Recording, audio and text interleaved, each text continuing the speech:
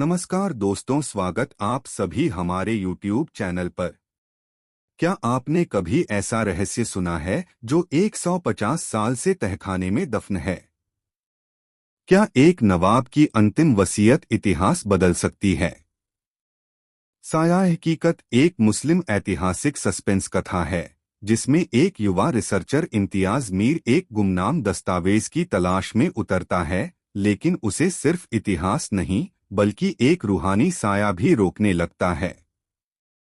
इस एपिसोड में जानिए नवाब जमीलुद्दीन के महल का रहस्य। एक आत्मा जो दस्तावेज की हिफाजत कर रही है, एक वसीयत जो गद्दारों का नाम उजागर कर सकती है, और एक तहखाना जो अब भी सच को दफन किए बैठा है। हेडफोन लगाइए और डूब जाइए इस रहस्य, इतिहास और साया की दुनिया में। पुराने तहखाने की दस्तक। साल 2022 की एक ठंडी सुबह थी। दिल्ली यूनिवर्सिटी का युवा शोधार्थी इम्तियाज मीर अपनी किताबों और लैपटॉप के साथ अपनी रिसर्च में डूबा हुआ था। उसका विषय था प्राचीन मुस्लिम रियासतों में गायब हुए दस्तावेज और उनका ऐतिहासिक महत्व। महीने भर की मेहनत के बाद एक नाम उसके सामने बार बार आ रहा था, नवाब जमीलुद्दीन का महल, जो उत्तर प्रदेश के एक छोटे से गांव रोशनपुर में स्थित था। इतिहास के पन्नों में इसका जिक्र हल्के सुरों में मिलता था, लेकिन इसकी असली कहानी कहीं गुम हो चुकी थी। इम्तियाज ने फौरन योजना बनाई, रोशनपुर जाकर वहां के पुराने नवाबी महल की तफ्तीश करनी थी। वह जानता था कि अगर कोई ऐसा दस्तावेज कहीं छुपा है जो ब्रिटिश हुकूमत या मुस्लिम रियासतों के बीच के रहस्यों को उजागर कर सकता है, तो वो यहीं मिलेगा। रोशनपुर पहुंचते ही जैसे इम्तियाज समय में पीछे चला गया। कच्ची गलियां, खामोश हवाएं और दूर एक ऊंचे टीले पर खड़ा वह भव्य लेकिन उजड़ा हुआ नवाबी महल। कहते थे अंग्रेजों के बाद से वहां कोई नहीं रहता। गांव वालों ने इसे मनहूस कहा था। कई बार वहां से अजीब आवाजें सुनने की बात भी कही गई थी। महल का रखरखाव करने वाला एक बूढ़ा चौकीदार था, गफ्फार चाचा। वह इम्तियाज को देखकर पहले हिचकिचाया, लेकिन जब इम्तियाज ने विश्वविद्यालय की मंजूरी और दस्तावेज दिखाए तो वह उसे अंदर ले गया। महल के अंदर धूल, खामोशी और राज। महल के अंदर घुसते ही इतिहास की खुशबू नथनों में भर गई। छत से लटकते जाले, दीवारों पर फटी हुई फारसी शायरी और बीच में एक बड़ी सी टूटी हुई खिड़की। यह सब देखकर इम्तियाज रोमांचित हो उठा। वह फौरन अपने नोट्स, कैमरा और रिकॉर्डर निकालकर दीवारों और शिलालेखों की तस्वीरें लेने लगा। कई घंटे बीत गए। शाम होते होते गफ्फार चाचा ने कहा, बाबूजी, अब अंधेरा होने वाला है। यहाँ रात नहीं रुकते, आप भी बाहर किसी मुसाफिरखाने में ठहर जाइए। लेकिन इम्तियाज ने मन बना लिया था, वह एक रात यहाँ रुककर महल का पूरा निरीक्षण करेगा। गफ्फार चाचा ने डरते हुए उसे एक पुराना कमरा खोलकर दे दिया और कहकर गया, अगर कुछ अजीब लगे तो कलमा पढ़ लेना और बाहर मत निकलना। खासकर तहखाने की तरफ तो बिल्कुल नहीं। इम्तियाज को बात अजीब लगी, लेकिन डर उसकी रिसर्च से बड़ा नहीं था। तहखाना, बंद दरवाजा और पुराना नक्शा। रात के करीब 11 बजे थे। महल की दीवारें सर्दी से सिहर रही थीं। इम्तियाज एक पुराने कमरे की अलमारी की तलाशी ले रहा था कि अचानक उसे एक पुराना चर्मपत्र, लेदर स्क्रॉल, मिला। उस पर कुछ फारसी में लिखा था, साया हकीकत। साया हकीकत, इम्तियाज ने बुदबुदाते हुए कहा।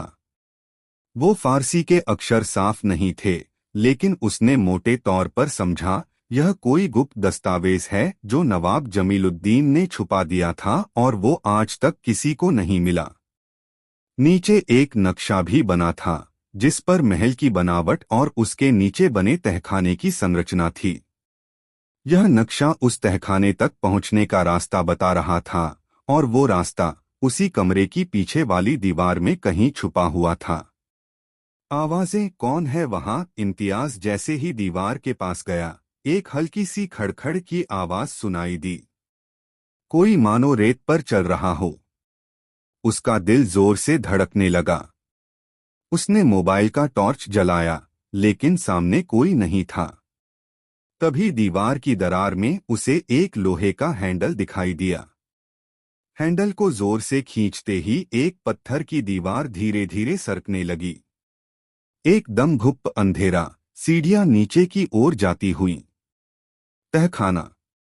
इम्तियाज ने गहरी सांस ली और टॉर्च लेकर सीढ़ियां उतरने लगा। तहखाने में इतिहास की सांसें। तहखाने में घुसते ही उसे एक अजीब सी नमी और पुराने कागजों की महक आई। दाएं बाएं लोहे की अलमारियां और बीच में एक पत्थर की मेज जिस पर एक बक्सा रखा हुआ था। उसने बक्सा खोला तो उसमें कुछ पुराने दस्तावेज, एक शाही मुहर और एक खत मिला। खत फारसी में था। इम्तियाज ने पढ़ने की कोशिश की। अगर कोई इसे पढ़ रहा है तो जान ले कि साया हकीकत को दुनिया से छुपाया गया है, ताकि असली गद्दारों का नाम उजागर न हो। इसे केवल वही पढ़ सकता है जो इतिहास को समझे और सच की कीमत जानता हो। उसके हाथ कांप रहे थे। लेकिन तभी दस्तक, और वो साया तहखाने के दरवाजे की तरफ से एक जोर की ठक ठक की आवाज आई। इम्तियाज चौंक गया। उसने टॉर्च उस ओर घुमाया, लेकिन वहां कोई नहीं था। तभी एक काली छाया उसकी बाईं ओर से गुजरी। तेज हवा चली और टॉर्च बुझ गई। घुप्प अंधेरा। इम्तियाज ने जोर से कलमा पढ़ा, ला इलाहा इल्लल्लाह। आवाजें फिर आईं, अब मानो कोई उसके बहुत पास सांस ले रहा हो। वो दस्तावेज पकड़कर भागा, सीढ़ियां चढ़ा और जैसे तैसे बाहर आया। महल अब और डरावना लग रहा था। उस रात उसने किसी से कुछ नहीं कहा, लेकिन तय कर लिया, अगले दिन वह किसी ऐसे इंसान से मिलेगा जो इस इतिहास को जानता हो। सुबह रहस्य की शुरुआत। सुबह होते ही वह गफ्फार चाचा से बोला, इस गांव में कोई बुजुर्ग है क्या जो नवाब साहब के जमाने की बात जानता हो? गफ्फार चाचा कुछ देर चुप रहा, फिर बोला, एक हैं, जाहिरा बेगम। कभी इसी महल में नौकरानी थीं। अब बहुत बूढ़ी हो गई हैं, लेकिन उनके पास कुछ कहानियां हैं। ऐसी कहानियां जो शायद आपको वहां तक ले जाएं, जहां कोई नहीं पहुंचा। जाहिरा बेगम की गवाही। रोशनपुर की सुबह कुछ अलग थी। धूप महल की टूटी खिड़कियों से छनकर कमरे में पड़ रही थी, लेकिन इम्तियाज के दिल में अब भी रात की उस काली छाया की ठंडक बसी हुई थी। उसके हाथ में वो दस्तावेज था जिसे उसने तहखाने से निकाला था। फारसी में लिखे शब्द अब उसके जीवन का हिस्सा बन चुके थे।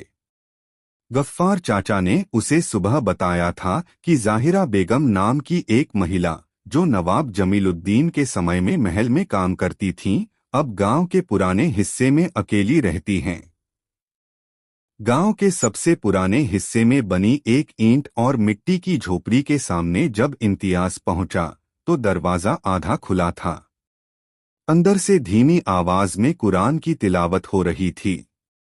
उसने अदब से आवाज दी, सलाम अलैकुम बेगम साहिबा। भीतर से एक टूटी हुई लेकिन सजीव आवाज आई, वालेकुम सलाम। कौन है? इम्तियाज अंदर गया। सामने एक झुर्रीदार चेहरा, झुकी हुई पीठ और आंखों में वो चमक थी जो 100 साल का इतिहास भी नहीं छीन सका था। मैं इम्तियाज मीर हूँ, दिल्ली यूनिवर्सिटी से।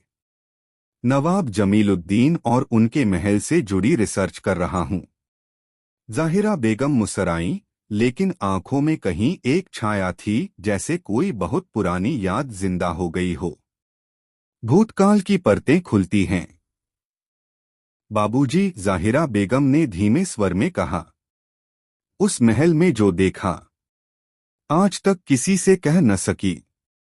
सबने कहा दिमाग चल गया है, लेकिन तुम आए हो तो शायद वक्त आ गया है सच कहने का। इम्तियाज चुपचाप रिकॉर्डर चालू कर बैठ गया। मैं तब छोटी थी, कोई 12 बरस की। महल की नौकरानी थी।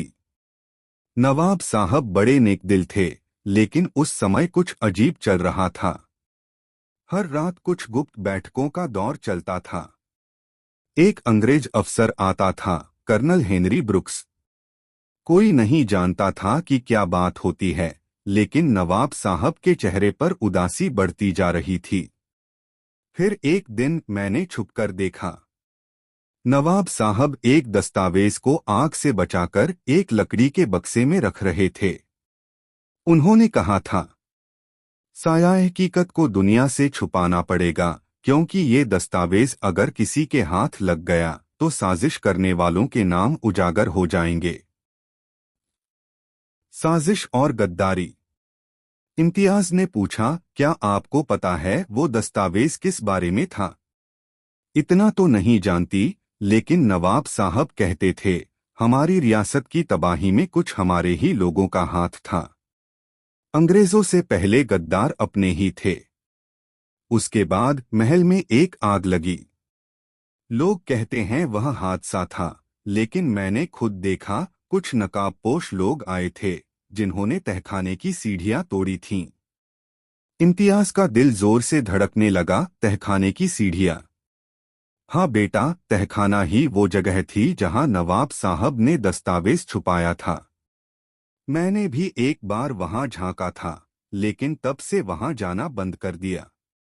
वहां कुछ था, एक साया, एक रहस्यमयी रूह जो हर रात उस दस्तावेज की रखवाली करती थी। एक नक्शा और चेतावनी।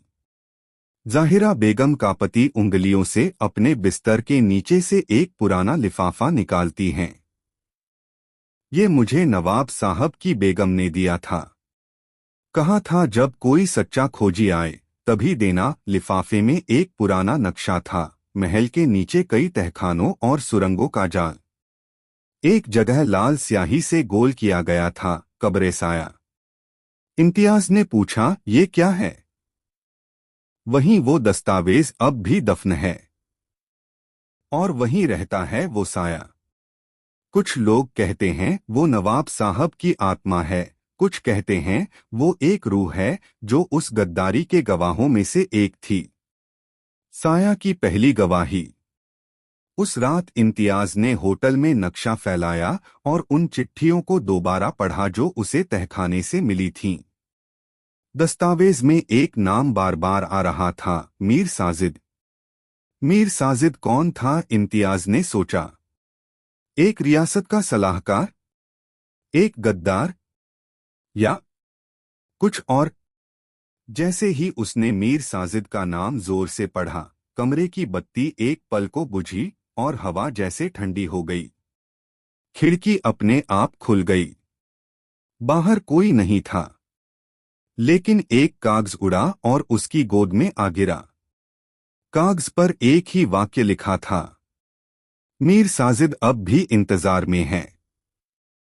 उसे रिहा करो या साया तुम्हें नहीं छोड़ेगा। अब क्या होगा? इम्तियाज अब जान गया था कि यह सिर्फ रिसर्च नहीं, बल्कि एक आध्यात्मिक जंग है। इतिहास, साजिश, आत्माएं और अधूरी कहानियां सब एक दस्तावेज में कैद हैं। उसे अब जाना होगा नक्शे में बनी उस सुरंग तक, कब्र साया। लेकिन क्या वह साया उसे वहां तक जाने देगा? अगले एपिसोड में इम्तियाज महल की गुप्त लाइब्रेरी में नवाब जमीलुद्दीन की अंतिम वसीयत खोज निकालता है। क्या यह वसीयत किसी नाम को उजागर करेगी? क्या मीर साजिद ही सच्चा गद्दार था? और कब्र साया में छुपी हकीकत क्या है? यह जानने के लिए अगला एपिसोड जरूर देखें। धन्यवाद।